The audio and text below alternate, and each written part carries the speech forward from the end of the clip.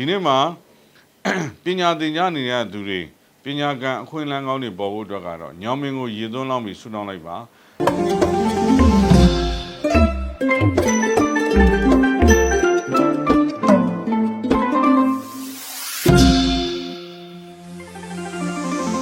အားလုံးပဲမင်္ဂလာပါခင်ဗျာဒီစီဇန်ကိုစောင့်မျှော်ကြည့်ရှုနေကြတဲ့ခုနှစ်တိုင်းများအားလုံးကိုစိတ်နှဖျားကျမ်းမာချမ်းသာကြပါစေခင်ဗျာ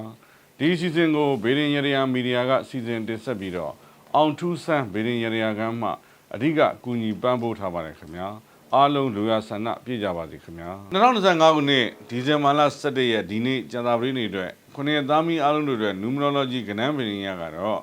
စိတ်နှောက်ယှက်ဖြစ်เสียမျိုးတွေရောက်လာတဲ့နေ့ပါပဲကိုယ့်အကောင်းဝင်နေတာသူများမကောင်းပြောတာတို့အထင်မြင်လွဲမှားတာတို့ကြုံတွေ့ရတတ်ပါတယ်အထူးသဖြင့်ငယ်သူငယ်သားတွေအတွက်ကတော့အခြေအမြစ်တာကြီးတို့ကိစ္စမျိုးမှာ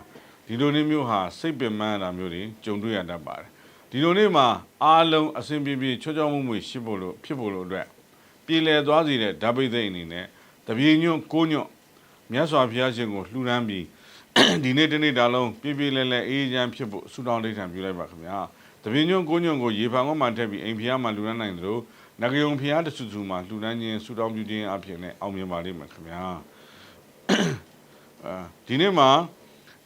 ပညာသင်ကြားနေတဲ့သူတွေပညာကံအခွင့်အလမ်းကောင်းတွေပေါ်ဖို့အတွက်ကတော့ညောင်မင်းကိုရေသွန်းလောင်းပြီးဆုတောင်းလိုက်ပါဒီနေ့မှာမိရှုသန့်စဉ်ဖွားမြင်ကြတဲ့ရင်သွေးရတနာတွေအတွက်ကတော့မဟာဗုဒ္ဓဘေဒင်နိယကြာသာပရိနေဘွားအဓိပတိဘွားဇာတာရှင်များဖြစ်ကြပါတယ်ခင်ဗျာဆွေမျိုးမိတ်ဆွေအလုံးစုံတို့ရဲ့အထူးကြတဲ့သူများဖြစ်ပါလိမ့်မယ်ခင်ဗျာဒီနေ့ကြောက်တဲ့မွေးနေ့ချင်းတွေအတွက်ကုသိုလ်ရတရားကတော့အုံတို့ခောက်ဆွဲဆွန်းမြတ်စွာဘုရားရှင်လူတိုင်းချင်းရဟန်းတန်ခါလောင်းလူချင်းနဲ့ဆွေမျိုးမိတ်ဆွေများကိုဒါနပြုလိုက်ပါခင်ဗျာ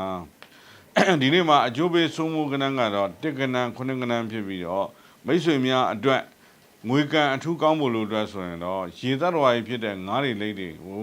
ဘယ်လက်နဲ့အစာဒါနပြုလိုက်ပါခင်ဗျာ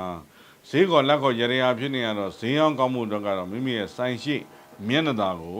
အချွေလေးအနှဲငယ်ပတ်ဖြန်းပြီးဆူတောင်းလိုက်ခြင်းအပြင်ဈေးကောလက်ကောအောင်မြင်ပါလိမ့်မယ်အယောင်ထိုင်းနေတဲ့ကုန်ပစ္စည်းတွေအယောင်တော့ဖို့လို့အတွက်ကတော့ဒီလိုနေ့မှာ